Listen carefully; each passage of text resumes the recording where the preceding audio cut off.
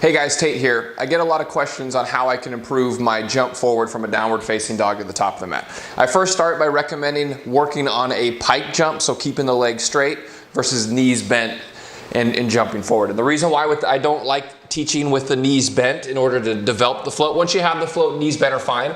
But to find your float or develop the float, what I see a lot of times is the knees bend and they just kind of quickly hop the feet forward. And now you can see my hips didn't get very high. It was just mostly momentum swinging the legs forward. I didn't really engage my core and potentially can compromise the shoulders jumping that quickly forward. So I keep the legs straight, because if I keep the legs straight and I just try to use momentum and not get the hips up, I can't go as far. I need more clearance to get the feet through.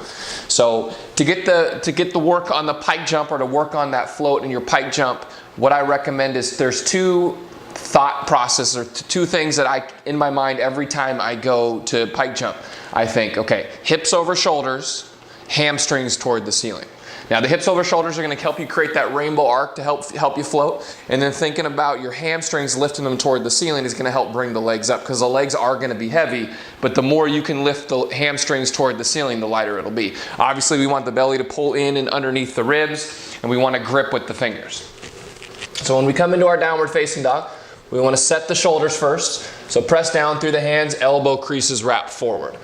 Now you want to have your fingers wide enough that you can grip with your fingertips, but not super wide that you can't have the full grip. Now when the reason why we want a little bit not as wide of a grip, or a comfortable grip that we can really squeeze the fingers into the mat, is because that's our break. The breaks when we jump forward are our hands, our fingertips, and our shoulders, our deltoids.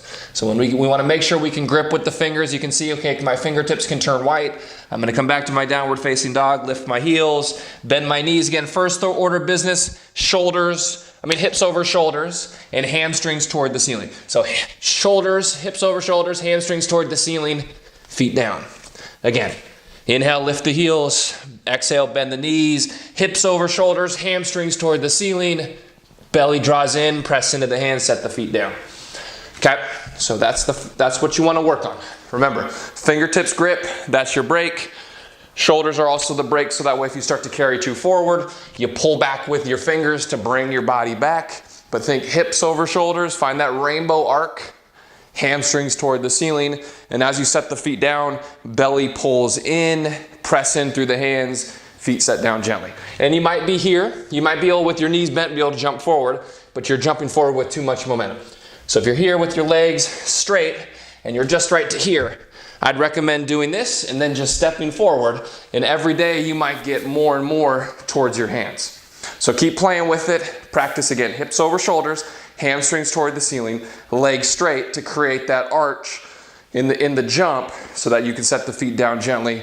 It'll help you develop the float. Then once you have the float, you can play with knees bent. Maybe you float up, take it to vinyasa, take it to your crow, really anything. Sky's the limit once you find your float.